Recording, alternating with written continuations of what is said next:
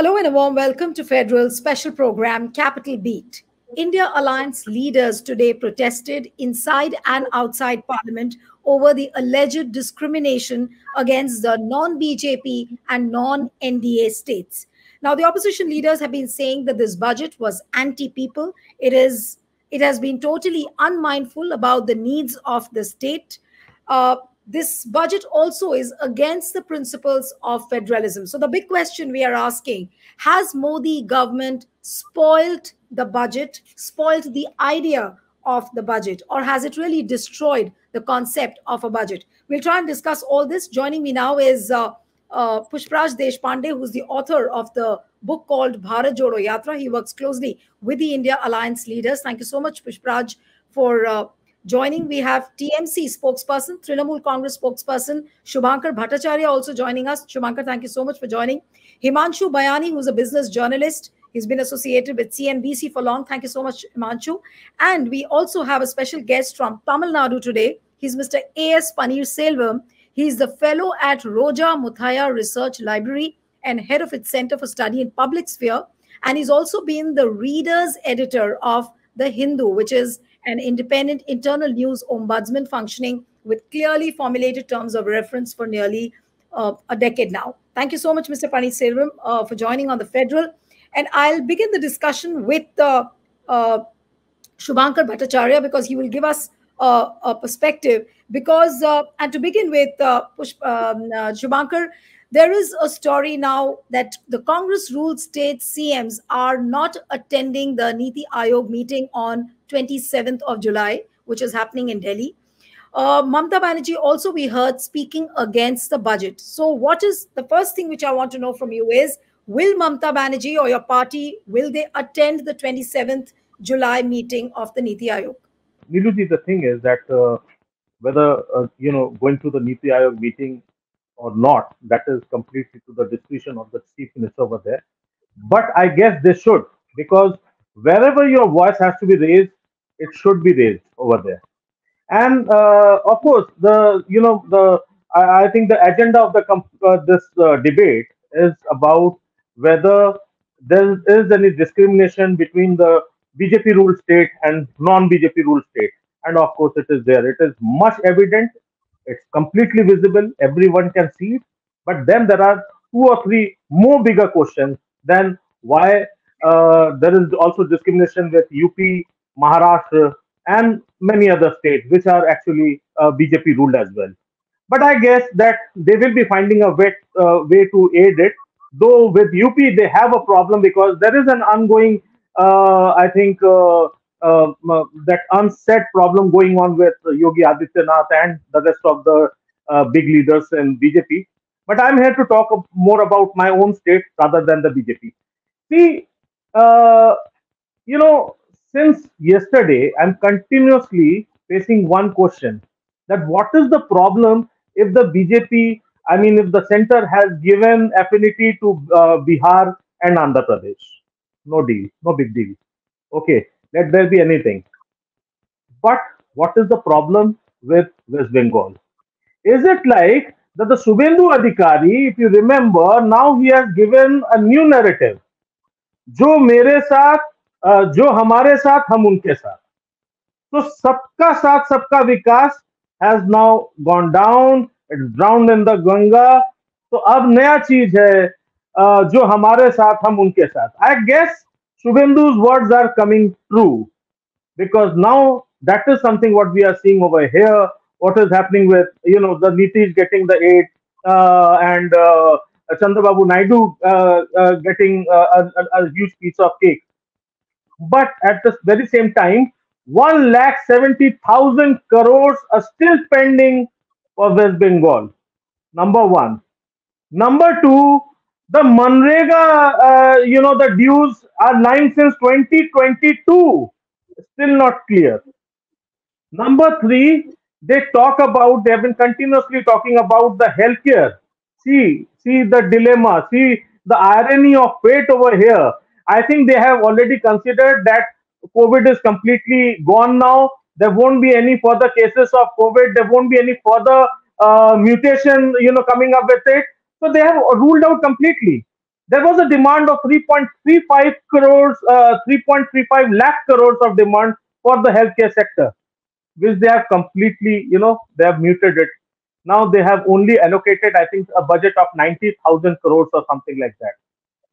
With that, let me tell you, even the COVID budget, I mean, the state had, incurred a huge expense on COVID, which again is lying due for the states like West Bengal, Jharkhand, and even UP.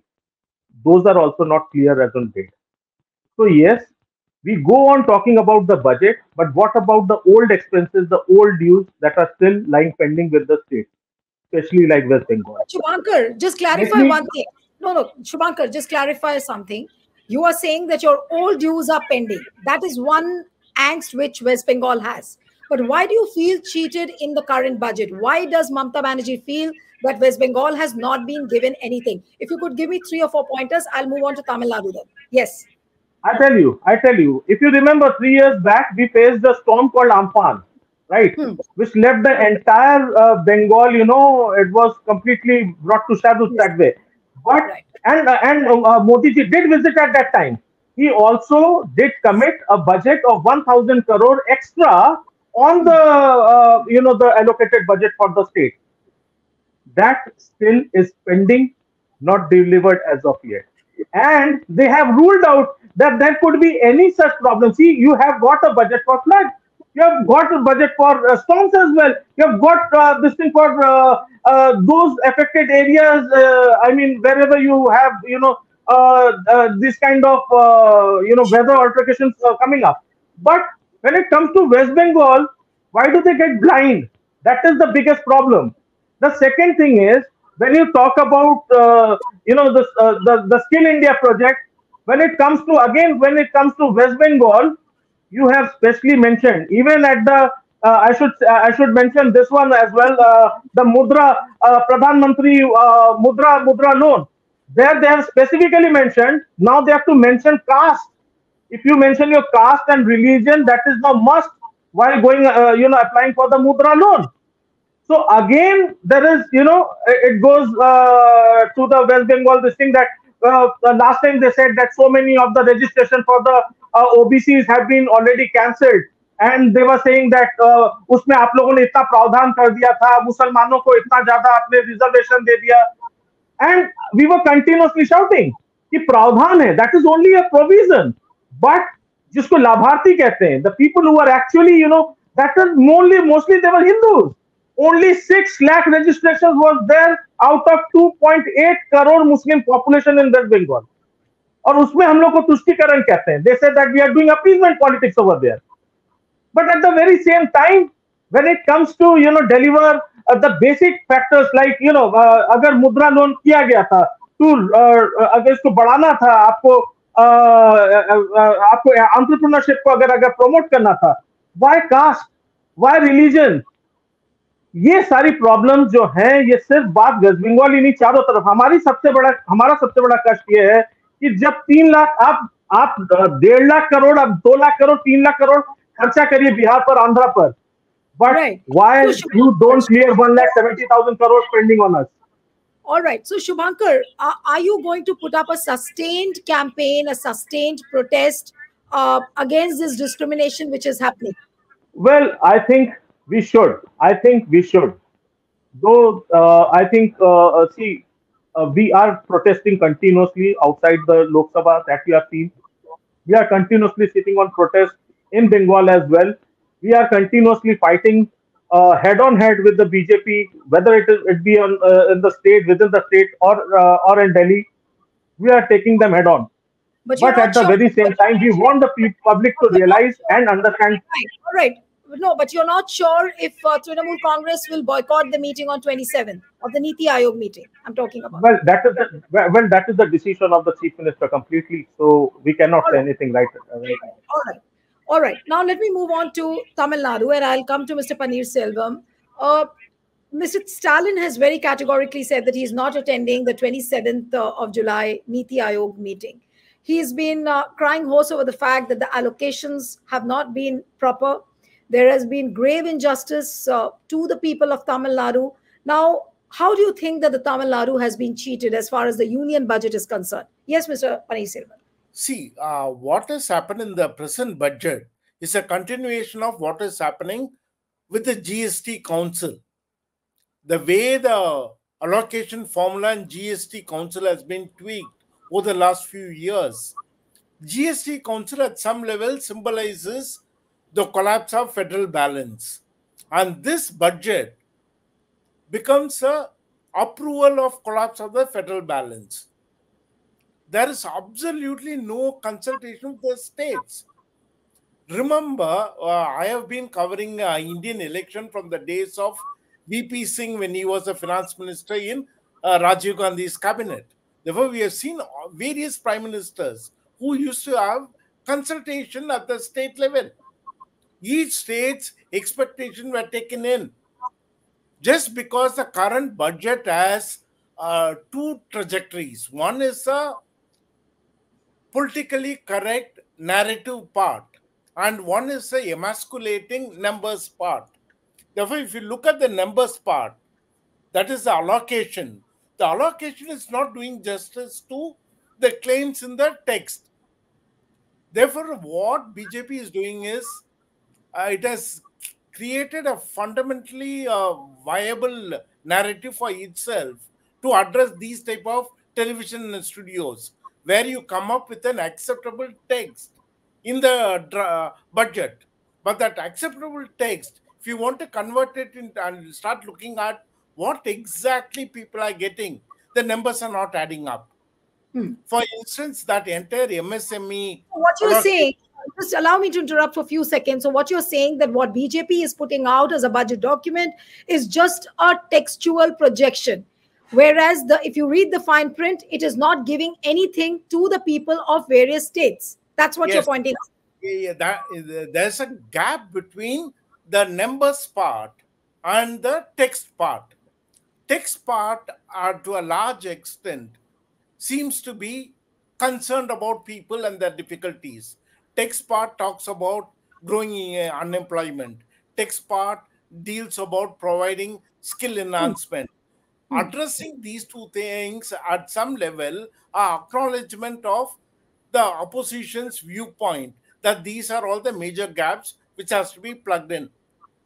But if you start looking at the numbers, because again, that's where I differ from some of the political parties when they say that pro-BJP parties are getting something. But actually, if you read it closely, even they are not getting. For instance, the Andhra Pradesh capital 15,000 crores is not the fund. It is transferred from the union to the state. It is union will arrange that money. What is the meaning of arranging the money? It means that it might actually help you to raise money from multilateral agencies. Right. At first, what you're going to do is you're going to provide a sovereign guarantee, which means it might be at a lower interest rate compared to the market interest rate. Therefore, the moment you start reading it closely, what we notice is the resources are being shifted from citizens of this country to bridging the revenue deficit of the government. Right. There's absolutely nothing to address the revenue deficit of individual human beings. People are facing high inflation. Therefore, if my indexation of my capital gains is going to go, what is the meaning of it? And if you're going to be talking only about reduction of fiscal deficit of the union government at the cost of development, at the cost of federal balance, at the cost of citizens' empowerment. That's the reason. And what is happening is the budget is completely silent about the huge bonanza it got from RBI. Right. The RBI dividend has been given so much. Okay, now we have taken so much from the RBI. Why not you cut at least the fuel bill? Where is the relief? And today everybody is connected. Therefore, the data is no longer a middle class luxury. Data Right. is... Silver, what you're pointing out is a very, very significant thing. But what I want to ask you, in your view, do you think that this is deliberately being done? If they don't have dearth of money, they have got an RBI bonanza, but even then, they are not allocating enough to the states. So is this a deliberately done exercise by the government? For me, I don't know whether it is a deliberate game or it's sheer incompetence. Okay. Therefore, I don't want to conflate incompetence with deliberateness. Because you are not able to show any progress for any of your economic decisions. What is the economic dividend India got out of demonetization? Zero. What is the economic gain India got out of lockdown during COVID? Zero. What is the benefit India got out of your skill enhancement program? Zero. Which means a decade-long rule we are not able to see any evidence-based data which adds up. Therefore, I think it is more about incompetence rather than deliberate idea. They like to centralize everything. The only problem with this centralization is that states which are having better social indicators will be also pushed towards the states which are having poorer social indicators. Therefore, this centralization at this stage is so scary because you have centralized education to that extent. NEP has come into play. And what is the education allotment? Education allotment has gone down. Therefore, if you are going to look at these specific sectors, it manifests two things. One is incompetence, and second is there is absolutely no idea of how to really increase your revenue sources. All right. So some very significant points coming from your end, but I'll just pick on that one line which you said, that is this a deliberate game which is being played by the government, or is it sheer incompetence? Now, I'll come to you, Himanshu. You read the fine print of the budget. We were also there together for our budget discussion yesterday. And since yesterday till today, whatever you have read, do you think that this is a deliberately played game against the non-BJP and the non-NDA states? Good evening to the viewers of Federal and the entire team over here. And of course, so what has happened is that when I see the reactions of, the India Alliance and the ruling party, then I understand that this is for the first time that this sort of debates are happening, this sort of boycotts are happening in Parliament. And the reason is very clear, that while you dish out, a kind of incentives to two particular states who are your partners in your alliance, and you don't focus on other states. The criticism which is going on the social media is that there is nothing even given to the finance minister's own state. So, this is the kind of narrative which is being happening on the digital space, on the social media. And I think that's the reason government has to rethink over these things. But what happens over here, that this is the budget for the entire nation. And I agree with the sir, what he said, that, what is it that fiscally, it's just not about the states which are non-BJP states, even the BJP states, what they have got. Today, if you talk of Gujarat, the coastal areas in Gujarat are completely, under heavy rains. A lot of damage has happened to a pilgrim place like Dwarka. So, Chief Minister did an aerial survey yesterday, but not a single word has yet been said or asked by the MP from Jamnagar, Poonam Madam, on this particular thing, that they need this sort of relief or this sort of money or whatever it is. So I think why the BJP ruled MPs are also silent on this, because they have also not got their share. The way sir said it, it's right. It's just not the non-BJP states. Even the BJP states are grappling with the things. So somewhere, I think, Himanshu, what is the reason? I'll come to Pushparaj also. But why do you think that the BJP states are quiet at this point of time? Yes. So what I see is that possibly there is something which is not being considered, or probably it was just there was a budget on account, and then you now have just 7 to 8 months, and you thought that you will give it, and the things will happen. But I think the way opposition is raising its voice, there will be some point of consideration where the reasons will come out, that why they have done this or why they are not, talking on the other states. As I said, the best thing was that when you merged the rail budget, you should have at least announced, I mean, the Vande Bharats or something for particular states, I mean, the particular destinations. That could have also given a kind of feel that, okay, there is something being dished out to the states. That feel of states not kept alone. And again, the voice starts from, I mean, this budget becomes a political budget because particularly two states have been given importance. And why the other states are not being given importance when you've even merged the rail budget, the way Sir said on the GST Council also. But I think there is something where the government is, because the way, the prepaid meters, things have started happening in Mumbai, where government wants to have advance revenue, which was 75 days kind of a credit if you see, otherwise you consume the electricity and then you pay. But it has started, so there is something on the fiscal front which is yet not, I mean, getting a complete spotlight. And I think with this debate, what is started happening in Parliament, I think the spotlight will come on that what is really the fiscal situation and why government is not talking on those areas. All right. Now, Pushpraj, the question which we are asking after all this discussion and the points which have come up, which very clearly shows that this budget has been against the constitutional principles of federalism. But a question which is beyond all this, and the larger question is that has the BJP destroyed the concept of the union budget? Because when it cannot take into consideration the demands and the needs of the states, so it's very clear that has BJP destroyed the concept of the union budget? Right now, we are witnessing a battle between two antagonistic normative conceptions on how India should be structured and governed.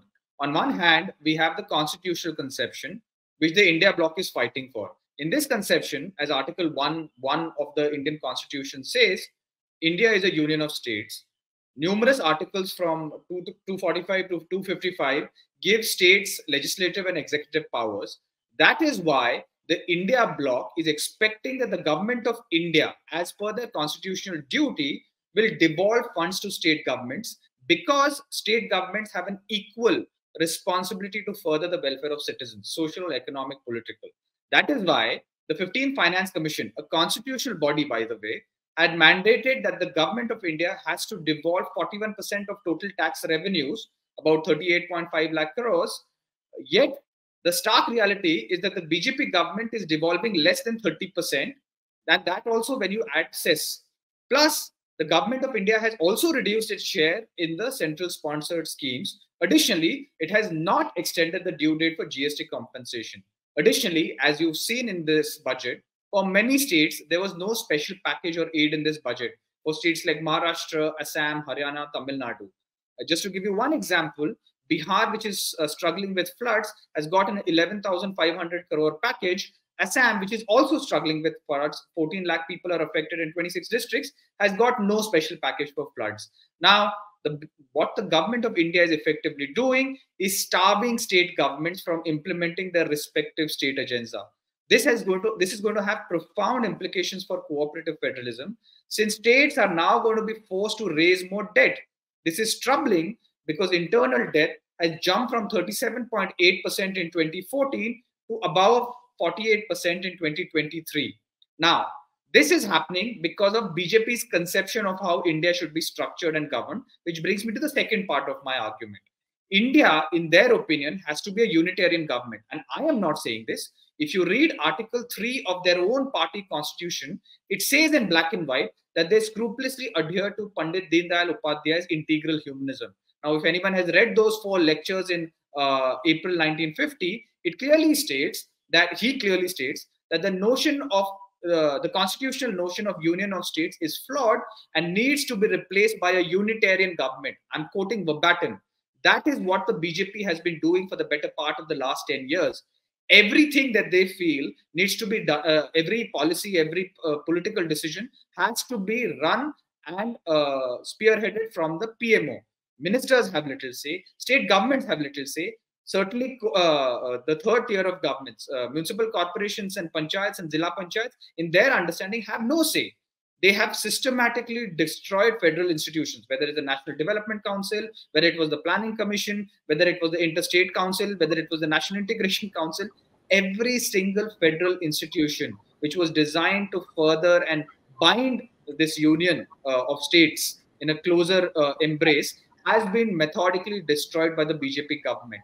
Furthermore, if you see, I personally feel that the BJP has now has now introduced its NDA budget. It has not introduced an India budget. We in the opposition, the India bloc, is expecting that the BJP government will finally wake up to the reality that the Prime Minister does not represent one state. The Prime Minister does not represent one party. He represents the India. He represents 132 crore Indians. And if he genuinely believes that, if the BJP government genuinely claims to represent India, as they often keep tom-tomming, then they need to start equitably distributing resources. Every state has a right in the great vaults of this nation. We are not asking for charity, we are asking for our right. Right.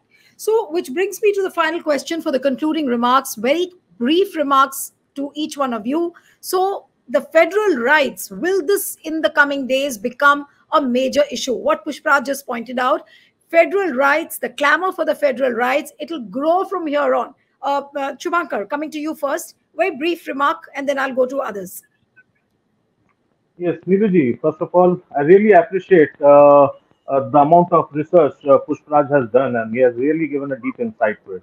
But let me tell you, the most important factor is, like Sir said, that see, the thing is that there has been a lot of unproductive approach and decisions of the central government that we are still bearing with. Let's that begin with that the Notebandi issue. The demonetization is the one biggest scam which will unveil once this BJP government goes. And this is it's not a claim. A lot of people know that by heart. That is going to be the biggest scam in the world. Note my words, biggest scam in the world once this BJP government goes. And that is the compulsion. The BJP needs to stay in the center so that to keep that under cover. The second biggest thing is, see, the disruption of the federal system is of course there.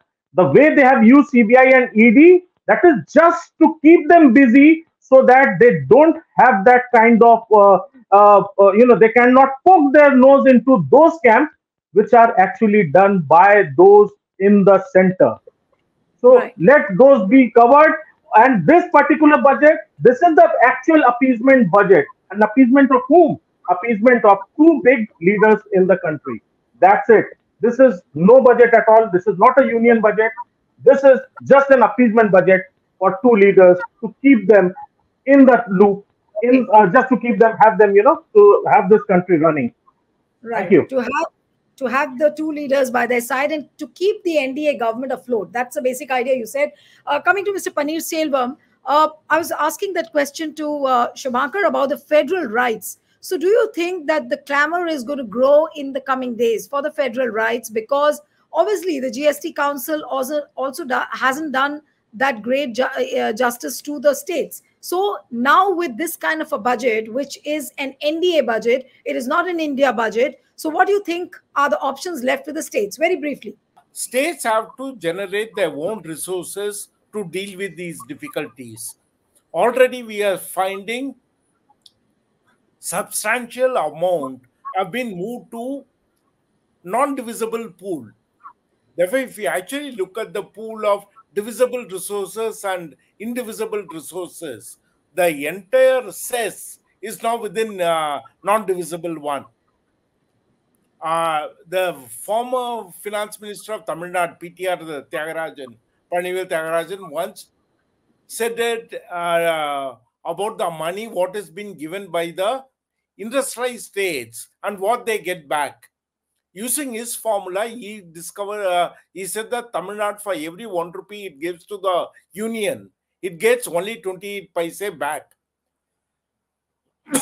In this argument, if the Finance Commission is going to become much more centralized with no planning commission and with GST Council being failing, the states are going to raise more questions and union at some level have to answer, because it's the states which are generating resources, not the union.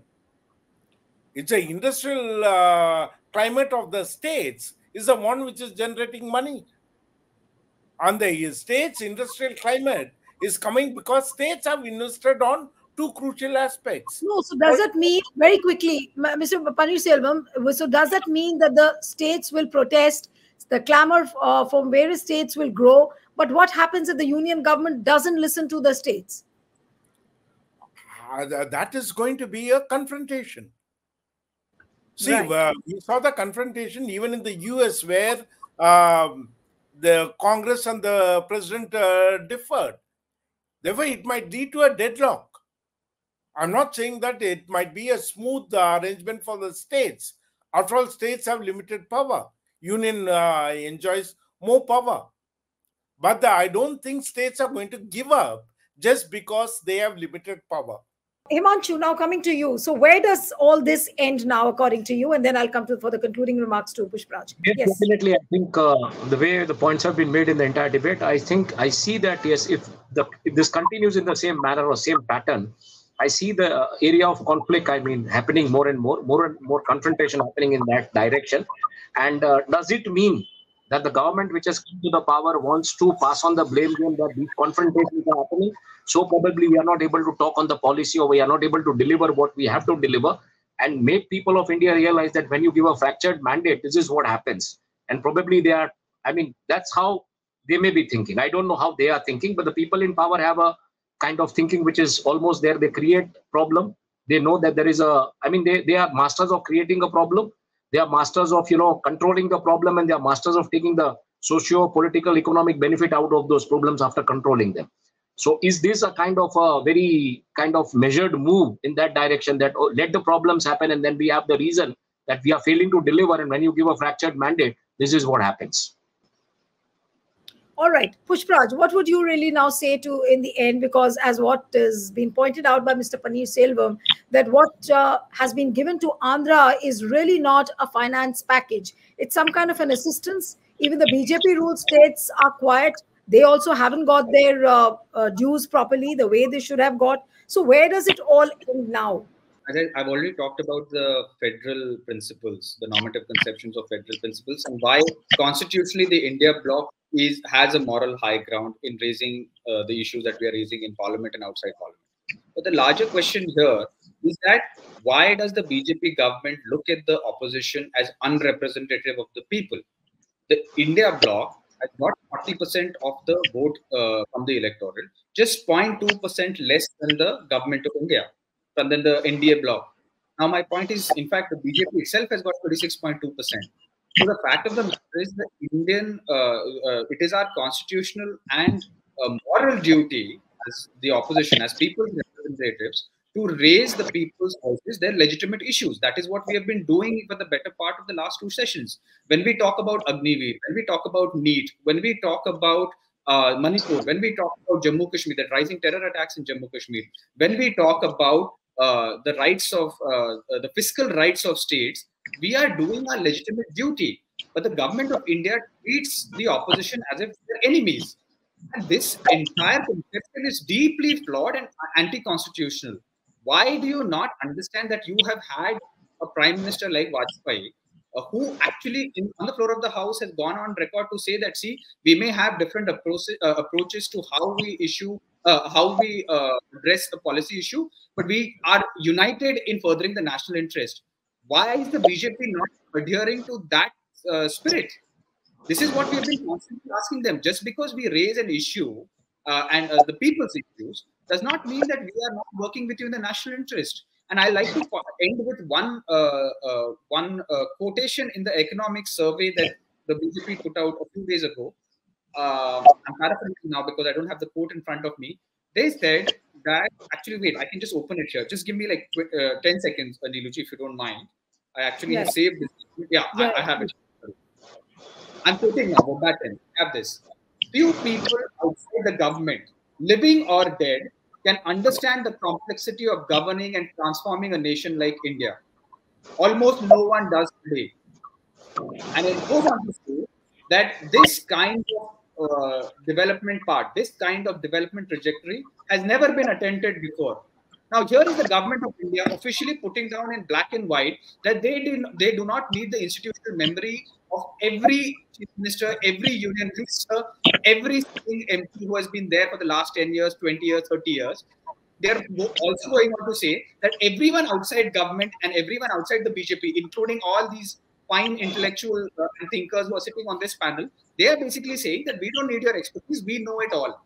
Is this how you govern a country which is which has got 132 billion people, 132 crore people? I mean, this is ridiculous.